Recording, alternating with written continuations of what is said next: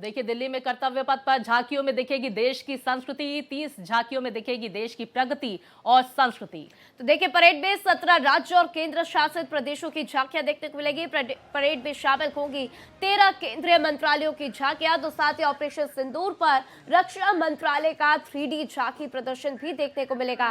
तो देखिए, बहुत ही खास तस्वीरें निकलकर सामने आनी शुरू हो गई है और कर्तव्य पथ से हम आपको ये तस्वीरें दिखा रहे हैं किस तरीके से वहां पर खास तैयारियां की गई है। एंट्री शुरू हो चुकी है, तो आप वहां पर पहुंचकर जाकर अपनी अपनी कुर्सी की पेटियां बांध लें, क्योंकि थोड़े वक्त बाद जब एंट्री बंद हो जाएगी तो आपको वहां पर कुर्सियां नहीं मिल पाएगी।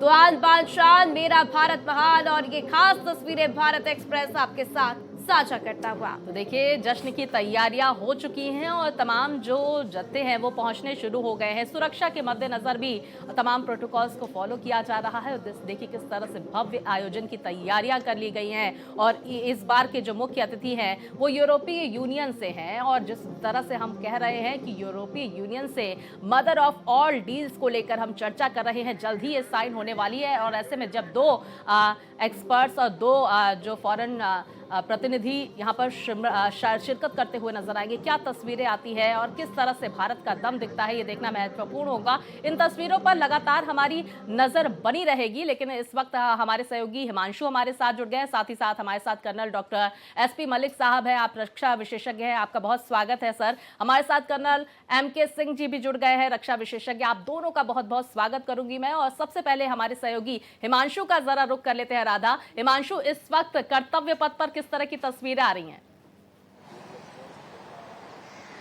देखिए, बिल्कुल आपको बता दें कि जिस तरीके से आज पूरे देश में जो है गणतंत्र दिवस का महापर्व मनाया जा रहा है, और बड़ी बात यह है कि जो है कर्तव्य पथ में भी तैयारियां जो है अब देखिए शुरू हो चुकी हैं। लोग जो है अब लगातार अब एंट्री करना लोगों का प्रारंभ हो गया है। और बड़ी बात यह है कि कार्यक्रम 9 साढ़े 9 बजे से शुरू हो जाएगा। पूरा जो परेड निकलेगा और लगभग 1.5 से 2 घंटे का पूरा ये परेड निकलने वाला है। देखिए, राष्ट्रपति की बात करें या जो कि इसका पूरा नेतृत्व करने वाली है प्रधानमंत्री जो नरेंद्र मोदी हैं, वो पहुंचेंगे इस पूरे कार्यक्रम में। तमाम जो बड़े नेता हैं वो इस कार्यक्रम में पहुंचने वाले हैं। और परेड जो है वो इस बार की झांकी बहुत खास होने जा रही है। जो परेड निकलेगी देखिए वो बहुत इस बार खास रहेगी। तो कुल मिलाकर ये कह सकते हैं कि बस अब थोड़े ही समय बचा है जब शुरुआत जो है वो कर्तव्य पथ पर जो है गणतंत्र दिवस परेड की शुरुआत होने वाली है। और उसको लेकर देखिए कई एडवाइजरी भी जारी की गई है, लोगों से अपील की गई है दिल्ली पुलिस की तरफ से, तमाम जो है सुरक्षा कारणों की वजह से, कि लोग जो इंडिया गेट पर आने वाला जो रूट है, कर्तव्य पथ पर आने वाला रूट है, वो फिलहाल उसे बंद रखा गया है दोपहर 1 बजे तक के लिए। वहीं कई ऐसे मेट्रो स्टेशन भी हैं जिनको बंद रखा गया है। यानी कि देखिए लोग जो है वो चाहे तो घर बैठकर भी गणतंत्र दिवस के महापर्व को अब टीवी पर भी देख सकते हैं, भारत एक्सप्रेस भी देख सकते हैं, क्योंकि लगातार सुबह से कवरेज जारी है। और बड़ी बात यह है कि जिस तरीके से लोग जो है गणतंत्र दिवस पर जो कर्तव्य पथ पर लोग पहुंच रहे हैं, 10,000 लोग इस बार देखिए गणतंत्र दिवस के महापर्व पर कर्तव्य पथ पर मौजूद रहने वाले हैं। कई खास मेहमान जो है इस बार यूरोपीय संघ के जो अध्यक्ष वो भी पहुंच रहे हैं। तो निश्चित तौर पर आज पूरे देश और पूरी दुनिया जो है वो भारत का आज वो एक अदम्य साहस, भारत की जो एकता में अनेकता कहा जाता है कि अनेकता में एकता, और जो विविधता है भारत की संस्कृति, वो सब कुछ आज लोग वो तस्वीरें देखेंगे जब भारत की संस्कृति, भारत की धरोहर और वंदे मातरम के जो 150 वर्ष पूरे हुए हैं उसका भी आज लोग देखेंगे कि कैसे वंदे मातरम ने देश की आजादी में कितना बड़ा अहम रोल किया, लोगों में किस तरीके का एक जज्बात, एक जोश की भावना पैदा किया देश के लिए। बता रहे हैं किस तरीके से सुरक्षा के कड़े इंतजाम किए गए हैं। तस्वीरें भी आनी शुरू हो चुकी हैं और इंतजार है तो उस घड़ी का जब हम वो खास झांकियां भी देख पाएंगे। इसी बीच हमारे साथ colonel doctor SP Malik ji हमारे साथ मौजूद है, रक्षा विशेषज्ञ है। कर्नल MK सिंह जी भी मौजूद है, रक्षा विशेषज्ञ। सबसे पहले मैं SP मलिक जी आपका रुख करना चाहूंगी। आपसे पहला सवाल यही लेंगे सर, जो इतना जोश आज हाई रहता है देशवासियों का, कैसा जोश हमारे जवानों का आज देखने को मिलता है, क्योंकि आज ये बहुत ही खास मौका होता है, चाहे वो रिपब्लिक डे हो, इंडिपेंडेंस डे हो। और हम ये सभी जानते हैं कि बॉर्डर पे जो जवान तैनात रहते हैं उनका जोश हमेशा हाई रहता है, लेकिन आज के दिन क्या खास बातें यूनिट पे देखने को मिलती है, क्योंकि आप खुद उनके साथ वक्त बिता चुके हैं, क्या कुछ नजारा आज के दिन? जी देखिए, ये हमारा सबसे बड़ा राष्ट्रीय पर्व है जी। जिस दिन हमारा संविधान लागू हुआ था, और इसमें हमारा जो डिस्प्ले होता है सभी आर्म्ड फोर्सेस और भारत की शक्ति का एक बहुत बड़ा प्रदर्शन होता है। और मैं यहाँ इतना मेंशन करना चाहूँगा, मैंने खुद इस परेड में 92 में पार्टिसिपेट किया था। उसके अलावा 1997 में जहाँ पे आर्मी परेड ग्राउंड है, उस परेड का एडमिनिस्ट्रेटिव अरेंजमेंट देखने के लिए परेड एडजुटेंट का भी काम किया है। तो इसके बारे में मैंने उत्साह, कैसे तैयारी की जाती है, कैसे मेहनत की जाती है और यहाँ आके क्या प्रदर्शन किया जाता है, उन सब चीज़ों का मैं यही कहना चाहूँगा, एक बहुत गर्व के साथ में, बहुत हर्षोल्लास के साथ में ये सब अपने आर्म्ड फोर्सेस इस परेड में पार्टिसिपेट करती हैं। बिल्कुल। और डॉक्टर एसपी मलिक ने बहुत महत्वपूर्ण बातें कही। हम कर्नल मनोज सिंह की तरफ रुख करेंगे और सर, मैं समझने की कोशिश करूंगी आपसे, इस बार मूक योद्धा प्रदर्शन दिखाते हुए नजर आएंगे। किस तरह से ये मूक योद्धा काम करते हैं, चाहे वो पक्षी हो, ऊंट हो, किस तरह से वो भारत की सेनाओं के साथ सहयोग करते हुए नजर आते हैं दुर्गम क्षेत्रों में? देखिए, सबसे पहले तो अपने सभी देशवासियों को आज के 77वें गणतंत्र दिवस की शुभकामनाएं। और मैं ये यकीन दिलाना चाहता हूं सबको कि हमारी सेनाएं हर प्रकार के संघर्ष के लिए या अपने दुश्मन को पछाड़ने के लिए तैनात हैं और तैयार हैं। और खासकर ये वर्ष इसलिए भी इम्पोर्टेंट है क्योंकि ऑपरेशन सिंदूर में जिस प्रकार से हमने दुश्मन को चने चबवाए थे, उसका भी मुजाहरा आज एक उसके टैब्लो के थ्रू होगा। जी। आपने जो पूछा कि ये मूक हमारे जानवर हैं जो हमारे साथ सहयोग करते हैं, इनकी बहुत अहम भूमिका रहती है, खासकर दुर्गम क्षेत्रों में, उच्च तुंगता वाली क्षेत्रों में। इसमें इस बार खासकर पहली बार बैक्ट्रियन जो कैमल्स हैं उनका भी प्रदर्शन किया जाएगा। उसके अलावा जो वहाँ जंस्कार पोनीज हैं, जो जंस्कार के टट्टूज हैं, जिनकी विशेषताएं हैं खास हैं, वो हर दुर्गम क्षेत्र के लिए उपयुक्त माने जाते हैं। और खासकर देखिए, जब से ये अपने प्रधानमंत्री साहब ने बोला है कि जो अपने देश के जो जानवर हैं, जो यहाँ के अपने देश में पाए जाने वाले कुत्ते हों चाहे पोनीज हों, उनका हमने उपयोग करना चाहिए, उनको बढ़ावा देना चाहिए। उसी दिशा में ये कार्यक्रम किया जा रहा है। और आप देखेंगे कि किस प्रकार से ये हमारे दुर्गम क्षेत्रों में हमारी सेना के सैनिकों की मदद करते हैं। जी बिल्कुल। और देखिए, इसी बीच जो है तस्वीरें भी आनी शुरू हो चुकी है। ये लाइव तस्वीरें हम साझा कर रहे हैं किस तरीके से वहां पर मार्च पास्ट शुरू हो चुका है। कर्तव्य पथ की ये खास तस्वीरें भारत एक्सप्रेस आपके साथ साझा करता है। राधा, बिल्कुल। देखिए, प्रैक्टिस हो रही है क्योंकि कार्यक्रम लगभग 10:30 बजे से शुरू होगा और ये प्रैक्टिस हो रही है। और देखिए किस तरह से जो भारतीय सेनाओं का जोश हाई नजर आ रहा है और 77वें गणतंत्र की धूम देखने को मिल रही है। कर्तव्य पथ से प्रैक्टिस की ये तस्वीरें, रिहर्सल की ये तस्वीरें, क्योंकि आज बेहद खास तस्वीरें कर्तव्य पथ से सामने निकल कर आएंगी। बिल्कुल। और देखिए, प्रैक्टिस भी कुछ इस अंदाज में किया जा रहा है कि तस्वीरें मानो जैसे लग रहा हो कि वाकई में मार्च पास्ट शुरू हो चुका हो। लेकिन अभी भी इंतजार हमें करना होगा क्योंकि 10:30 बजे से कार्यक्रम की शुरुआत होगी। इसी बीच कर्नल एमके सिंह जी को हम सुन रहे थे। बहुत ही खूबसूरती से सर आपने बताया कि किस तरीके से हमारे साथ जो है ये एनिमल्स जो है काम करते हैं, उनकी ट्रेनिंग की जाती है। लेकिन एसपी मलिक साहब, आपसे मैं ये समझना चाहूंगी कि आखिर किस तरीके से इनकी ट्रेनिंग की जाती है, क्योंकि बहुत ही ज्यादा इनके साथ मेहनत करनी होती होगी। इनको अपने साइन लैंग्वेजेस समझाना, इनकी बातों को समझना, इनको अपनी भाषा समझाना, आखिर क्या वो प्रक्रिया रहती है, क्या प्रोसीजर रहता है और कितना वक्त लग जाता है किसी भी एक डॉग को ट्रेन करने में या किसी एक एनिमल को ट्रेन करने में?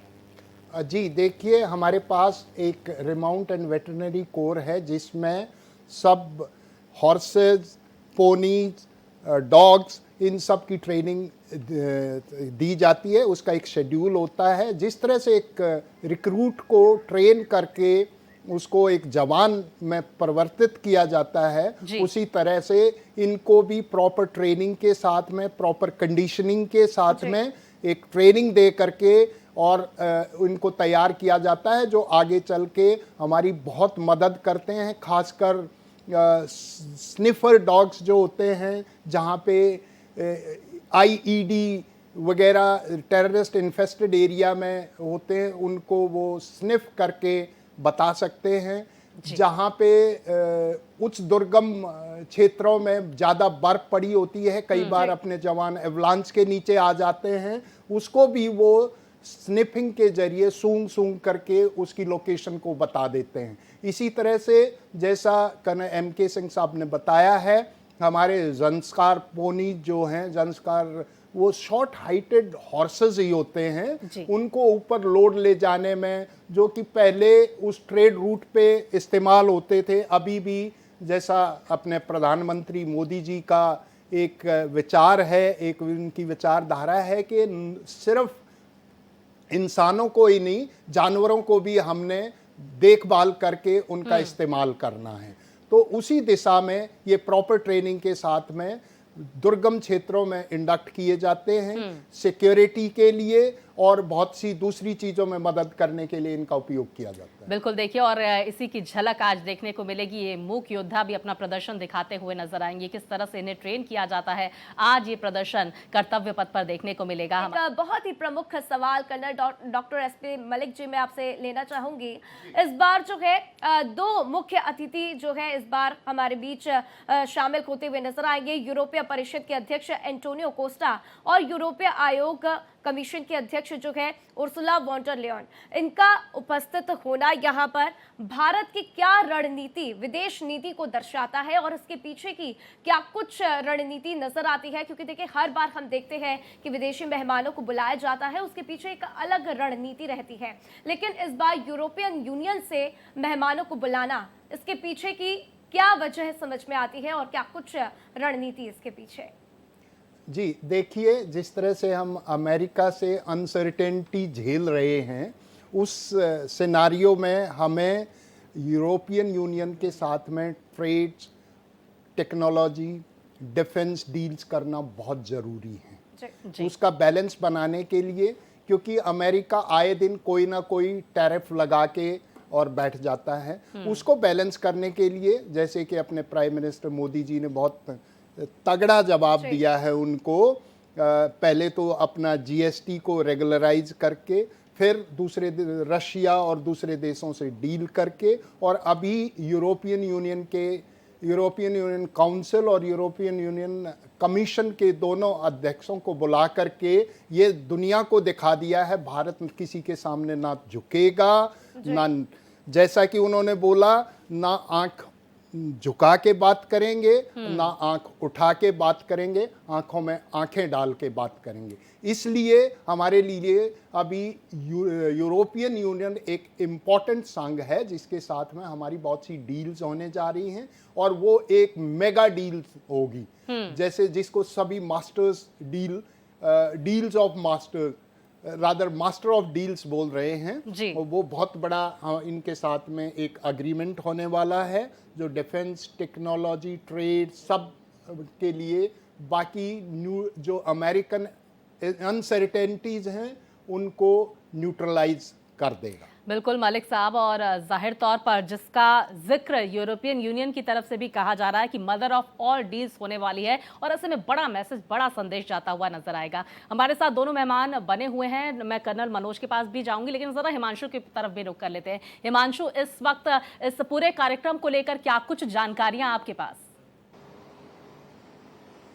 जी देखिए, बिल्कुल आपको बड़ी जानकारी देते हैं कि किस तरीके से ये पूरे कार्यक्रम की शुरुआत होगी और क्या क्या इस बार खास रहने वाला है। तो देखिए, बड़ी बात यह है कि देखिए इस बार, जैसे कि मैंने आपको जिक्र भी किया था कि 10,000 से ज़्यादा मेहमान तो आ ही रहे हैं, लेकिन इस बार जो है कार्यक्रम की शुरुआत 10:30 बजे होगी। प्रधानमंत्री नरेंद्र मोदी जो है वो सबसे पहले राष्ट्रीय युद्ध जो स्मारक है वहाँ पर जाएंगे और उसके बाद वहाँ पर शहीदों को श्रद्धांजलि देंगे। और देखिए, इसके बाद जो है कर्तव्य पथ पर पहुँचेंगे और राष्ट्रपति द्रौपदी मुर्मू जो है और यूरोपीय परिषद और यूरोपीय आयोग के जो अध्यक्षों के साथ वो पारंपरिक जो बग्गी होती है, बग्गी के साथ वो जो है कर्तव्य पथ पर पहुंचेंगे। तो ये एक बड़े तस्वीर रहेगी, खास तस्वीरें रहने वाली है। यानी कि जो अमूमन देखा जाता है कि बग्गी के साथ जो चीफ गेस्ट होते हैं उसके साथ राष्ट्रपति पहुंचते हैं, तो ये तस्वीर बड़ी खास रहने वाली है। और उसके बाद जो है 21 तोपों की सलामी दी जाएगी, राष्ट्रगान के साथ जो है तिरंगा फहराया जाएगा। यानी कि पहले जो है जैसे ही वो बग्गी के साथ वहां पहुंचेंगे तो उसके बाद पहले जो है राष्ट्रगान होगा, जो तिरंगा जो है तिरंगा फहराया जाएगा, और उसके राष्ट्रगान भी होगा और उसके बाद 21 तोपों की सलामी जो है दी जाने वाली है और 105 mm की जो है लाइट फील्ड गन जो है उसके साथ ये सलामी दी जानी है और 100 कलाकार जो है परेड की शुरुआत में 100 कलाकार जो है वो अपना परफॉर्मेंस करेंगे और संगीत जो है संगीत सबसे पहले संगीत का कार्यक्रम जो है वो देखने को मिलेगा और इसके बाद हेलीकॉप्टर से आसमान से फूलों की भी बारिश होगी। यानी कि आप सोच सकते हैं कि कैसी वो तस्वीर होगी, अद्भुत तस्वीर होगी कि कैसे फूलों के बारिश जो है वो आसमान से किया जाएगा हेलीकॉप्टर के साथ। और परेड की कमान जो है लेफ्टिनेंट जनरल भवनीश कुमार जो है वो इस बार देखिए संभालने जा रहे हैं और देखिए परेड में इस बार ब्रह्मोस मिसाइल का भी जो है पूरी दुनिया परचम जो है देखेगी कैसे ब्रह्मोस मिसाइल जो है। और इसके अलावा आकाश मिसाइल की बात करें, आकाश मिसाइल है। वहीं अगर बात करें अर्जुन युद्धक टैंक और घातक मारक क्षमता वाला सूर्यास्त रॉकेट लॉन्चर अपनी ताकत भी आज दिखाने जा रहे हैं। तो देखिए भारत की सैन्य ताकत भी आज पूरी दुनिया देखेगी। दूसरी तरफ जो है जो हमारी सांस्कृतिक जो धरोहर है, जो हमारी सांस्कृतिक विरासत है, उसका भी जो है लोहा उसको भी लोग समझेंगे कि कैसे हमारी प्राचीन जो है विरासत रही है और अलग अलग राज्यों की झांकियां निकलेंगी। और सबसे इस बार खास जो रहने वाला है क्योंकि देखिए भारत एक्सप्रेस ने जो है 26 जनवरी से पहले ही कुछ खास झांकियों की तस्वीरें भी दिखाई थी जिसमें ऑपरेशन सिंदूर की भी इस बार एक झांकी जो है आर्मी की तरफ से दिखाई जाएगी जिसमें यह दिखाया गया है कि कैसे ऑपरेशन सिंदूर सफल रहा, कैसे आतंकियों को मार गिराया गया, कैसे टेरर कैंप को तबाह किया गया। वो खास जो है झांकी इस बार जो है पूरी दुनिया देखेगी और ऑपरेशन सिंदूर में कैसे भारत के सैनिकों ने जो है पाकिस्तान के आतंकियों को धूल चटा दिया और 100 से ज्यादा आतंकी मारे गए थे। तो वो पूरी झांकी जो है वो बनाया गया है और उसमें भारत और पाकिस्तान को अलग अलग तरीके से तस्वीरें निकलकर सामने आएंगी जिसमें भारत अपना शौर्य प्रदर्शित करता हुआ नजर आएगा। अलग अलग राज्यों से भी बेहद खास तस्वीरें सामने निकलकर आने वाली हैं, लेकिन सबसे खास होगा कर्तव्य पथ और कर्तव्य पथ पर क्या कुछ खास रहने वाला है इस पर लगातार हमारे सहयोगी हिमांशु हम तक जानकारी पहुंचा रहे हैं। साथ ही साथ हमारे दो मेहमान हमारे साथ स्टूडियो में जुड़े हुए हैं, कर्नल डॉक्टर SP मलिक और कर्नल MK सिंह। आप दोनों का एक बार फिर से मैं बहुत स्वागत कर लेती हूँ। डॉक्टर SP मलिक ने बहुत खास बातें बताई हमें कि किस तरह से मूक योद्धा काम करते हैं। डॉक्टर कर्नल मनोज ने भी हमें बहुत महत्वपूर्ण बातें बताई है। कर्नल मनोज, मैं आपसे समझने की कोशिश करूंगी, इस बार भैरव बटालियन का प्रदर्शन देखने को मिलेगा, किस तरह से खास है भैरव बटालियन, हमारे दर्शकों को बताएं। देखिए अभी हाल के दिनों में हमारे सेनाओं ने बहुत सारे चेंजेस लाए हैं और जो समय के अनुसार और स्थिति के अनुसार, परिस्थिति के अनुसार अपने में बदलाव लाया है और कुछ कोशिश ऐसी रही है कि स्पेशल फोर्सेस को और भी स्पेशलिस्ट टास्क दिए जाएं और उसी श्रृंखला में देखिए हमारे पास पैरा कमांडोज बटालियंस पहले से थी और उसमें उनको और बढ़ा के भैरव ये जो हमारे सैनिक हैं ये हर प्रकार के काम में उनको इस तरह की ट्रेनिंग दी जा रही है कि कोई भी स्थिति परिस्थिति हो जिससे ये निपट पाए। और इनका पहली बार किसी भी गणतंत्र दिवस में इनका पार्टिसिपेशन होने जा रहा है एक टुकड़ी के तौर पे। ये उच्च कदमताल के साथ उसमें उतरेंगे हमारे कर्तव्य पथ पर और इनका आप आगे के दिनों में अभी जो ऑपरेशन सिंदूर हुआ उसमें भी इनका काफ़ी योगदान रहा है और इसका सभी लोग इसकी काफ़ी सराहना कर रहे हैं। इसी प्रकार से और भी बहुत सारे चेंजेस किए। फॉर एग्जाम्पल आपको मैं बताऊं कि न केवल ऊंट, न केवल डॉग्स, न केवल कैमल्स, बल्कि बाजों को भी ट्रेन किया गया एंटी ड्रोन इसके एंटी ड्रोन कार्य के लिए। तो इसी प्रकार आप देखेंगे कि बहुत सारे हम अपने आप में बदलाव कर रहे हैं और दूर जा रहे हैं। ब्रिटिश जो ट्रेडिशन से उससे दूर जाके हम अपने आप को भारत के अनुरूप ढाल रहे हैं।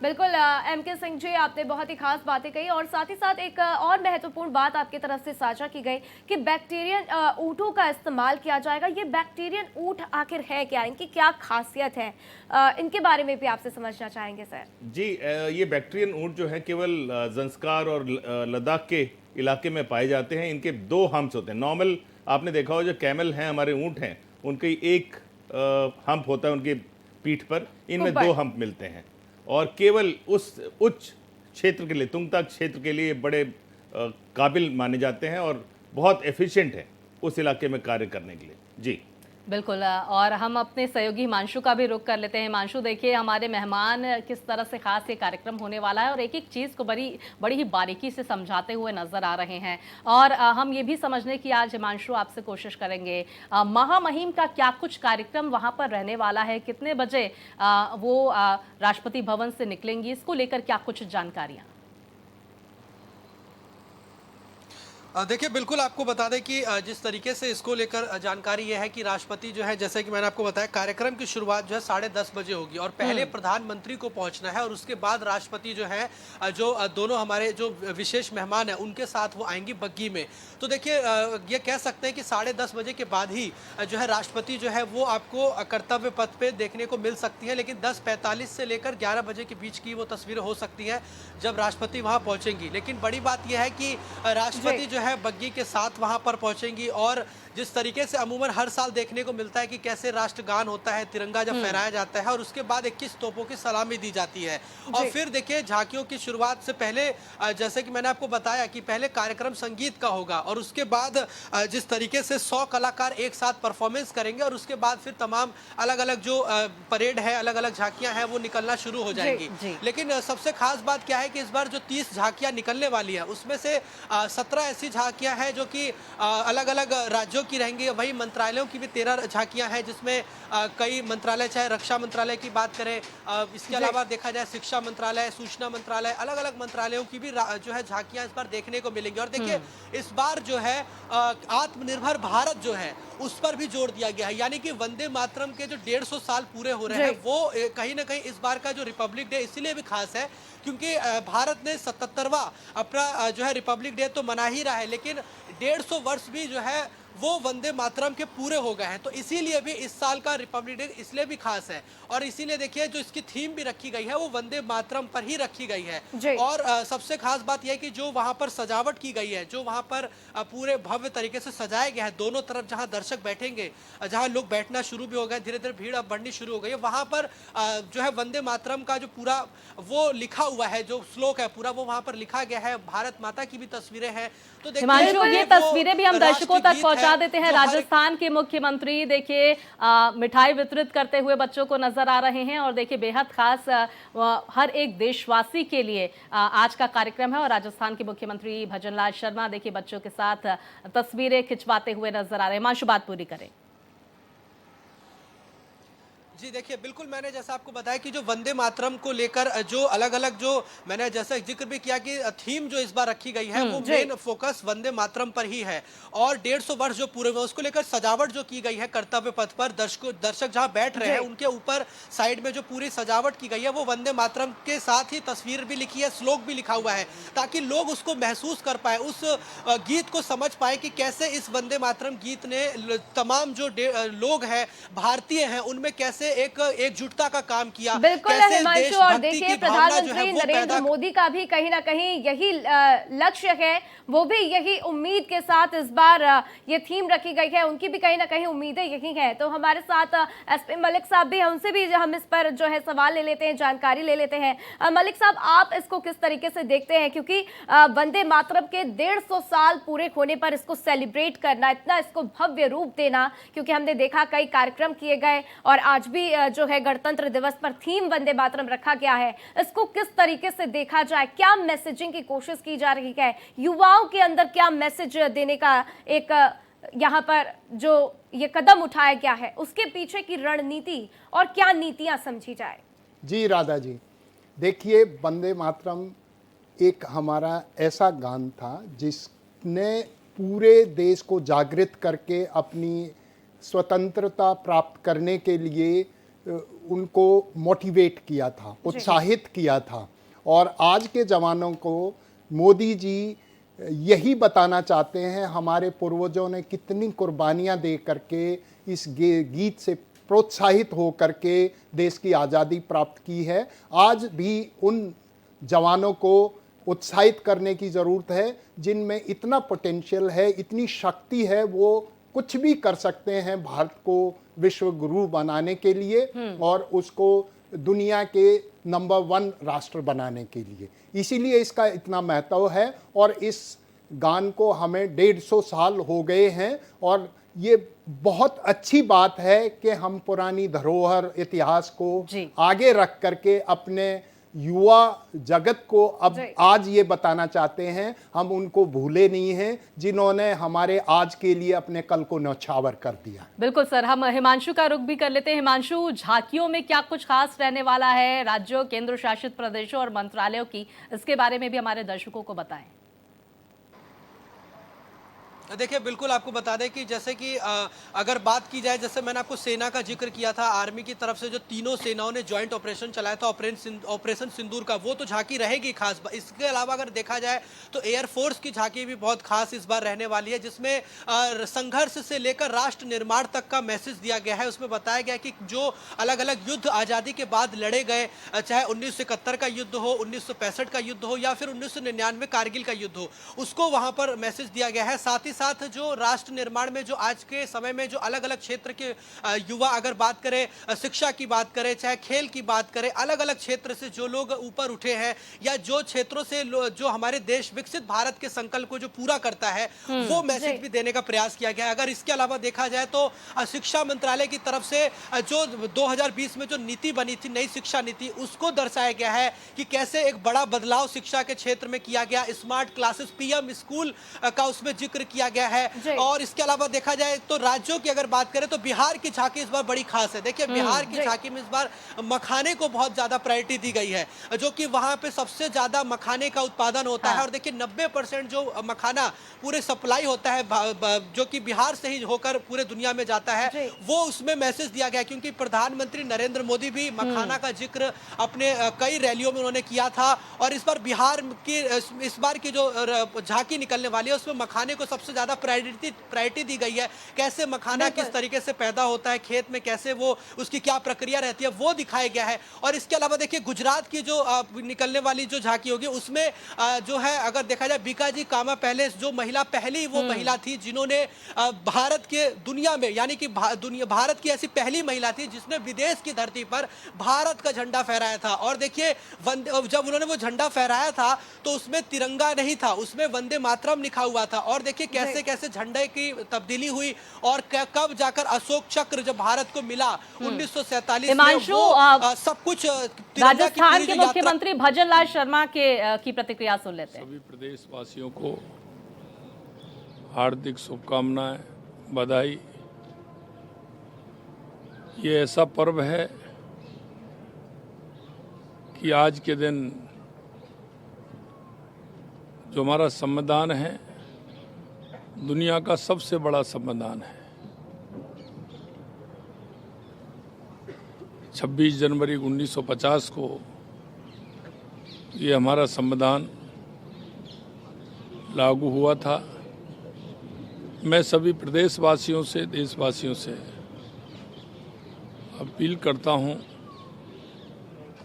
कि दुनिया का सबसे बड़ा संविधान हमारे भारत का है और हम सभी उस संविधान से बंधे हुए हैं।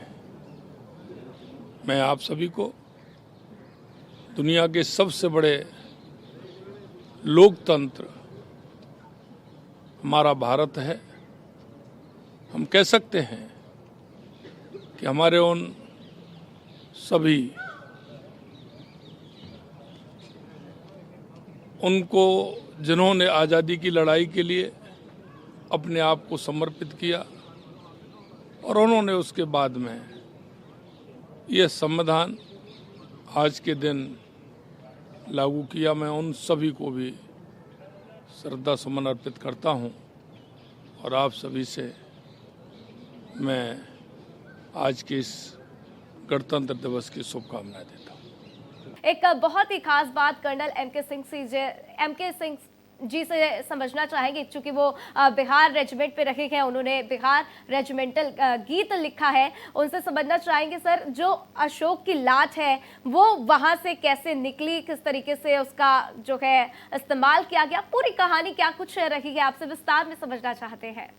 देखिए ये बहुत इंटरेस्टिंग बात है कि जब वर्ल्ड वॉर 2 के बाद बिहार रेजिमेंट की केवल 2 बटालियंस थी और एक बटालियन लड़ाई के बाद हाका गैंगों में बैटल ऑनर जीतने के बाद जब वापस आई तो उसको सम्मानित करने के लिए गवर्नर जनरल शिलोंग गए, जहाँ पे बटालियन को उसके युद्ध के बाद रखा गया था। तो वहाँ जब गए और उन्होंने देखा कि बिहार रेजिमेंट का जो सिंबल है ये अशोक की लाट है जी, उससे वो बहुत प्रभावित हुए। और फिर आके उन्होंने जब वापस आए तो इसको उन्होंने परमिशन मांगा बिहार रेजिमेंट से कि क्या भारत देश इस सिंबल को इस्तेमाल कर सकता है। और निस्संदेह रेजिमेंट के लिए बड़ा गर्व का विषय था और इसकी अनुमति क्या, ये तो सहर्ष स्वीकार कर लिया गया। और लंबी कहानी तो थोड़ी सी लंबी है, और ये आया कहाँ से था। एक और इसमें इंटरेस्टिंग बात है, हबीबुल्ला खान खटक उस टाइम बिहार रेजिमेंट के 1st बटालियन के 2IC थे। वो गए थे कैलकाटा म्यूजियम, वहां पर इन्होंने इसको देखा, उससे बड़े प्रभावित हुए, क्योंकि उससे पहले बिहार रेजिमेंट का सिंबल था 2 रिवर्स एंड अ फिश। तो उससे वो खुश नहीं थे। बिहार रेजिमेंट की स्थापना भी वर्ल्ड वॉर 2 के जस्ट पहले ही हुई थी। तो इस प्रकार से उन्होंने इस सिंबल को बदलने के लिए अपना मन बनाया। उसको उन्होंने अपने कमांडिंग ऑफिसर, जो कि एक ब्रिटिश ऑफिसर थे, उनसे परमिशन लेके अपना सिंबल चेंज किया। और वही सिंबल जब आगे जाकर गवर्नर जनरल ने देखा, तो उससे बाकी बहुत सारे चिन्ह वहाँ पे देखे गए थे, उनको रिकग्नाइज किया गया था। लेकिन आखिर में ये सिंबल बिहार अशोक की लाट का चुनाव देश के सिंबल की तरह, मतलब देश का एक, और उसके झंडे पर जो अशोक चक्र है उसके उसको इन्होंने देश को दिया। तो इस प्रकार से बिहार रेजिमेंट का बहुत बड़ा इसमें योगदान है और इसमें हमें गर्व है। और चूंकि मैं बिहार रेजिमेंट का मैं करीब 23-24 साल रहा हूं, और उसमें मैंने एक रेजिमेंट को कमांड भी किया है। मैं एक गर्व के साथ ये भी कहना चाहता हूं कि बिहार रेजिमेंट का जो एंथम है, जो राष्ट्र ये अपना रेजिमेंटल सॉन्ग है, वो मैंने ही लिखा है। क्या बात है सर, मतलब हमारे लिए भी बहुत गर्व की बात है कि आप दोनों हमारे साथ मौजूद हैं। कर्नल मलिक का भी हम रुख कर लेते हैं। कर्नल साहब, महामहिम राष्ट्रपति का क्या कुछ प्रोटोकॉल होता है, हम ये आपसे समझने की कोशिश करेंगे। इसके साथ ही साथ हम ये भी समझने की कोशिश करेंगे आपसे कि जो बग्घी होती है उसकी क्या खासियत होती है। इससे पहले हम चाहेंगे कि कर्नल मनोज सर हमें वो जो बोल है उसके नेशनल जो रेजिमेंटल एंथम के, उसे गाकर सुनाएं। गाना तो बहुत यहाँ पे उचित नहीं है, क्योंकि ये बहुत इसको हम लोग एक राष्ट्रगान की तरह जैसे होता है ना, उसको बहुत एक एंथम है जी, एंथम है, तो हर जगह इसको नहीं गाया जाता। बिल्कुल सर, बिल्कुल। चलिए हम मलिक सर का रुख कर लेते हैं और समझने की कोशिश कर लेते हैं प्रोटोकॉल के तहत क्या कुछ महामहिम प्रोटोकॉल के तहत फॉलो किया जाता है, उनका प्रोटोकॉल, और बग्घी की क्या खासियत होती है, और उनका जो घुड़सवारों का जत्था होता है उसकी क्या खासियत। जी स्वाति जी, देखिए सभी जो मार्चिंग कॉन्टिजेंट्स हैं वो विजय चौक में आकर के कॉन्सेंट्रेट हो जाते हैं, वहीं से हमारी परेड शुरू होती है। 9:57 पे राष्ट्रपति भवन से महामहिम प्रस्थान करते हैं, और वो ठीक 10 बजे वहाँ पे 10:28 पे वो मंच पर पहुँच जाते हैं। उसके पीछे पीछे ही सभी मार्चिंग दस्ते अपना मार्च शुरू कर लेते हैं।